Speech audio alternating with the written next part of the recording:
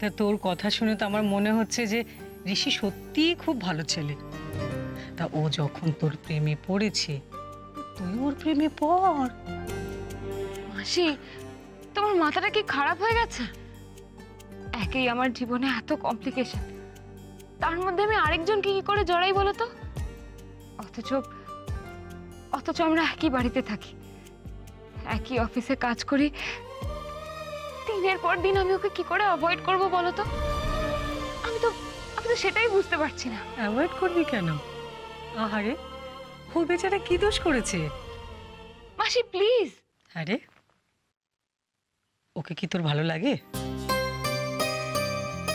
ভালোবাসিস ওকে?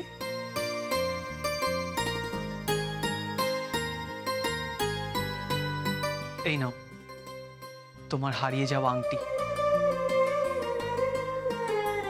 বলেছিলাম না আমি ঠিক খুঁজে আনবো। এখন কি এসব নিয়ে ভাববার সময়? দেখি টাকা।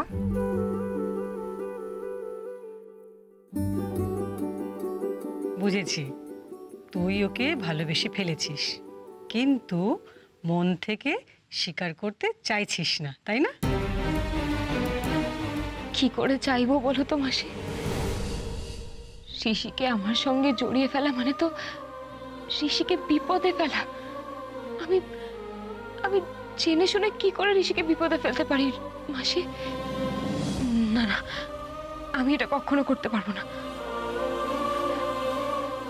আমি ওকে সবসময় আমার থেকে দূরে সরিয়ে রাখবো। শোন মোহর, ভালোবাসা জীবনে বারবার ফিরে আসে না।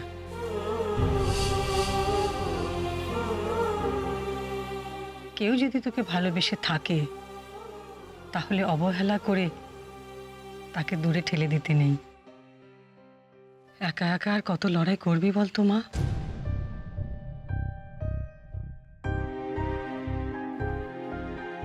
আমি বলি কি, ঋষিকে তুই সবকিছু বল। কিন্তু মাসি,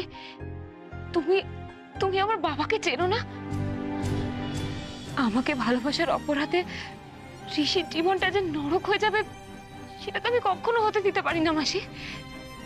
না মাসি, আমার মনে হয় না আমি বেশি দিন নিজেকে বাবার কাছ থেকে লুকিয়ে রাখতে পারবো। না না, আমাকে এখন শক্ত হতে হবে।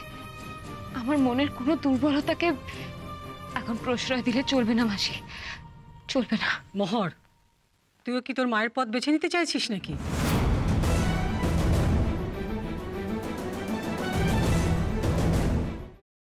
আমি এই সব কিছু বন্ধ করতে পারি, কিন্তু একটা শর্তে। তোমাকে আর দুর্গাকে আমাকে ছুঁয়ে কথা দিতে হবে, এর সাথে তোমরা কোনো যোগাযোগ আর রাখবে না।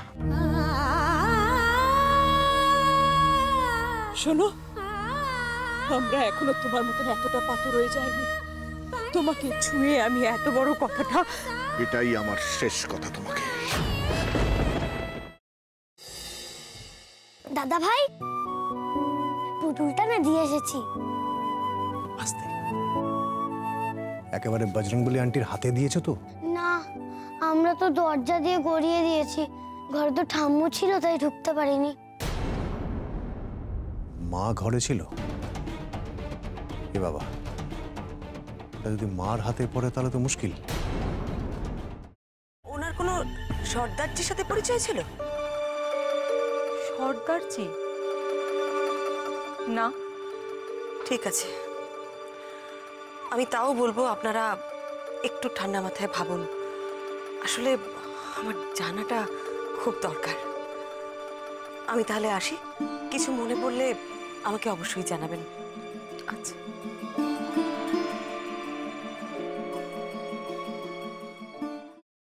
ফ্রাইং প্যানে Emami healthy and tasty refined rice bran oil গরম করে তাতে গোটা কালো সর্ষে আর কারি পাতা ফোড়ন দিয়ে ওর মধ্যে একে একে টমেটো কুচি, বাঁধাকপি বাটা, নুন, হলুদ গুঁড়ো, শুকনো লঙ্কা গুঁড়ো আর সামান্য চিনি দিয়ে ভালো করে কষিয়ে নিয়ে ওই মিশ্রণে কুড়িয়ে বেটে রাখা নারকেল, পাকা লঙ্কা কুচি আর কারি পাতা দিয়ে ভালো করে নাড়াচাড়া করে নামিয়ে নিয়ে নারকেলের স্লাইস, পাকা লঙ্কা স্লাইস আর কারি পাতা দিয়ে সাজিয়ে সার্ভ করুন বাঁধাকপির ঝাল।